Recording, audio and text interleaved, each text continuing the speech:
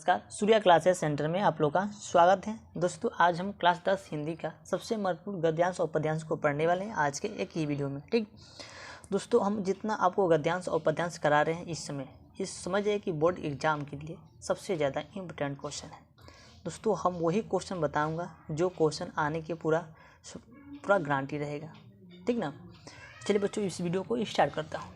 देखिए, पहले दिया है और पहले इस गद्यांश को सॉल्व करना है, देखना है ध्यान से। देखिए, दोहे का जो पोएम होता है उसमें से ये लिया गया है। देखिए, बढ़त बढ़त संपत्ति सलूल मन सरोनी घटित जाय, घटत घटत सुन फिरी फिरी घटो बरु समूल मुहिलाई। ठीक ना, समझ रहे। अगर देखिए यहाँ पे 3 प्रश्न दिया हुआ है। देखिए, पहला दिया है कि प्रस्तुत दोहे का संदर्भ तथा व्याख्या कीजिए, और दूसरा दिया है कमल का उदाहरण देकर कवि ने क्या स्पष्ट किया है। तीसरा है संपत्ति सलूल में कौन सा अलंकार है। अगर तीनों प्रश्न का आंसर दे देते हैं तो यहाँ से आपको 6 नंबर क्लियर हो जाएगा, क्योंकि ये 2-2 नंबर का है। और इसका आंसर सही देते हैं तो यहाँ से आपका 2 नंबर क्लियर हो जाएगा, और इसका आंसर आप सही दे देते हैं तो यहाँ से आपका 2 नंबर भी क्लियर हो जाएगा, और इसका भी आंसर सही देते हैं तो यहाँ से 2 नंबर क्लियर हो जाएगा। यानी कि तीनों मिलाकर कितना बच्चों, हमारा 6 नंबर क्लियर हो जाएगा। अगर इसको सोल्व कर लेते हैं सही तरीके से तो यहाँ से 6 नंबर को आज ही पूरा कन्फर्म कर लेना है। चलिए पहले देखते हैं कि दोहे का संदर्भ तथा व्याख्या किस तरह से लिखा जाता है। तो पहले देखेंगे बच्चों संदर्भ में क्या लिखना होता है उसको आपको ध्यान से देखना है। देखिए, ये संदर्भ लिखना है, ब्लैक पेन से हेडिंग लाइन संदर्भ डालना है। मिले प्रस्तुत दोहे का कविवर बिहारी लाल द्वारा रचित बिहारी सतसाही से हमारी पाठ्य पुस्तक हिंदी के काव्य खंड में संकलित निनी शीर्षक से लिया गया है। बच्चों, निनी शीर्षक से लिया गया है। आपको संदर्भ में इतना लिखना है। ठीक, संदर्भ में इतना लिखने के बाद बच्चों देखिए, संदर्भ में यही होता है कि किस चैप्टर से लिया गया है और इसका राइटर कौन है। ठीक ना, यही चीज़ लिखना होता है संदर्भ में। आपको इस चैप्टर को ध्यान से पढ़ना है। ठीक ना, पढ़ने के बाद ये आपको पता कर लेना कि किस चैप्टर से लिया गया है, इनका राइटर कौन है, इतना लिखना है। ठीक, चलिए इसका प्रसंग देख लेते हैं। प्रसंग में क्या लिखना है बच्चों। प्रस्तुत दोहे में कवि ने धन के बंटने पर मन पर पड़ने वाले प्रभाव का वर्णन क्या है। प्रभाव का वर्णन क्या है, प्रसंग में इतना लिख देना है। उसका देखिए, आप देखते हैं व्याख्या क्या होता है, इसका अर्थ हमको लिखना है, पूरे का अर्थ लिखना है। यही होता है बच्चों व्याख्या। ठीक ना। देखिए, व्याख्या में लिखना है क्या बच्चों, लिखना है व्याख्या, हेडिंग डालना, इसमें लिखना है कवि का कथन है कि धन रूपी जल के बढ़ जाने के साथ साथ मन रूपी कमल भी बढ़ता चला गया। ठीक ना, किंतु धन रूपी जल के बढ़ने के साथ साथ मन रूपी कमल ही नहीं बढ़ता, अपितु समूल नष्ट हो जाता है। नष्ट हो जाते हैं, अर्थात धन के बढ़ जाने पर मन की इच्छाएं भी बढ़ जाती है। ठीक ना, बात सही है। धन के बढ़ने पर मन की इच्छाएं भी बढ़ जाती है, परंतु धन के घट जाने पर मन की इच्छाएं नहीं घटती। तब परिणाम यह होता है कि मनुष्य सह नहीं पाता और दुख से मरे हुए के समान हो जाता है। आपको व्याख्या में बस इतना लिखना है। व्याख्या यही होता है बच्चों, इसका अर्थ इस यहाँ से यहाँ तक पूरे का अर्थ हमको लिखना होता है। यही होता है बच्चों हमारा व्याख्या। ठीक, दूसरा हो गया। चलिए इसका देखते हैं। दूसरा प्रश्न दिया है कि कमल का उदाहरण देकर कवि ने क्या स्पष्ट किया है। ठीक ना, इसका उदाहरण हमको देखना है। आंसर देखना है। देखिए, यहाँ पे लिखा है, दूसरा का आंसर है धन जो है, धन के बढ़ने के साथ साथ मन को नियंत्रित करना चाहिए, अन्यथा धन ना रहने पर आपको कष्ट ना हो। धन ना रहने पर आपको कष्ट ना हो।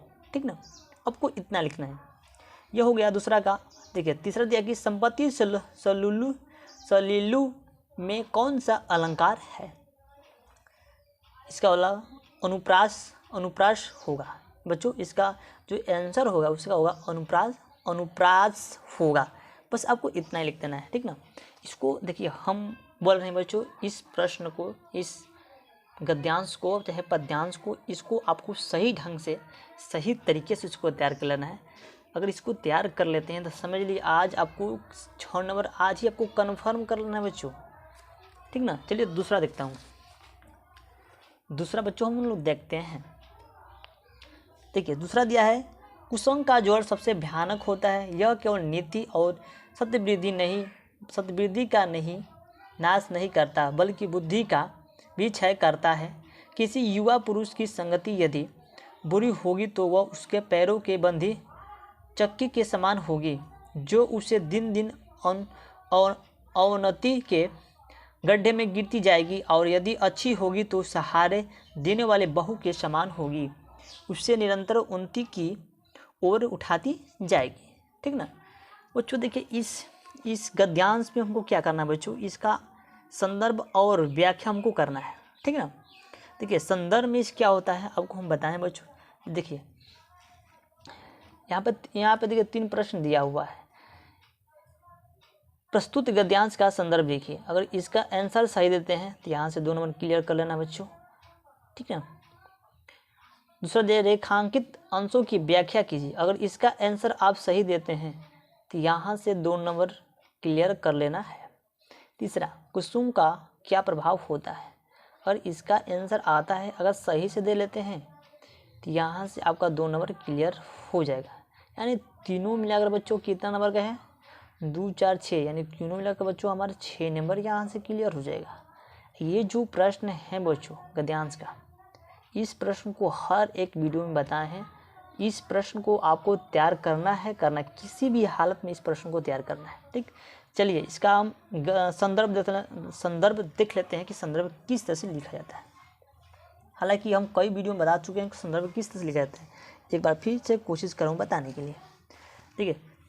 संदर्भ ब्लैक पेन से हेडिंग डालना है बच्चों। संदर्भ इसमें लिखना है, प्रस्तुत गद्यावतरण आचार्य रामचंद्र शुक्ल द्वारा लिखित एवं हमारी पाठ्य पुस्तक हिंदी के गद्य खंड में संकलित मित्रता नामक पाठ से लिया गया है।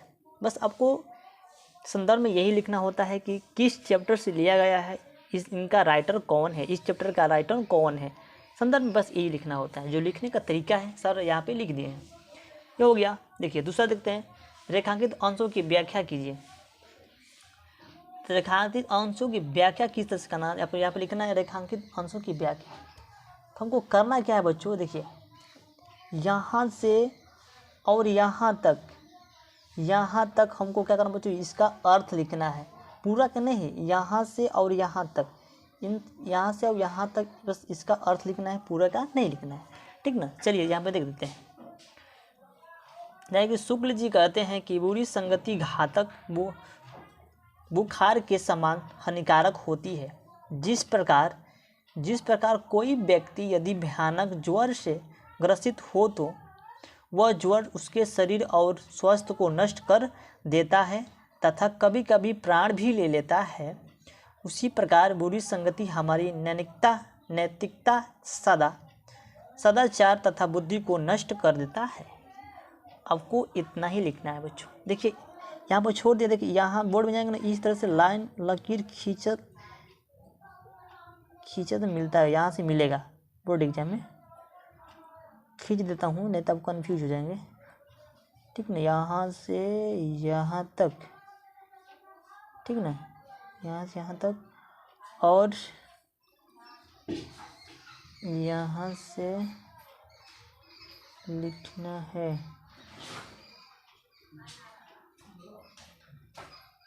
ठीक ना, यहाँ से और यहाँ तक हमको लिखना है। ये हो गया। तीसरा, कुसुम का क्या प्रभाव होता है।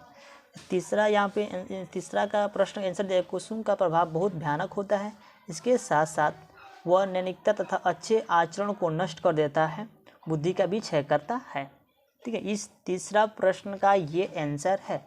आपको बस इसी तरह से लिखना है बोर्ड एग्जाम में, जिस तरह से हम लिख रहे हैं। अगर इस तरह से लिख के आते हैं बोर्ड एग्जाम में, आपको पूरा 6 से 6 नंबर, 6 में से 6 नंबर पक्का मिलेगा। तो बच्चों आज के लिए बस इतना ही, मिलते हैं अगले नेक्स्ट वीडियो में, तब तक जय भारत।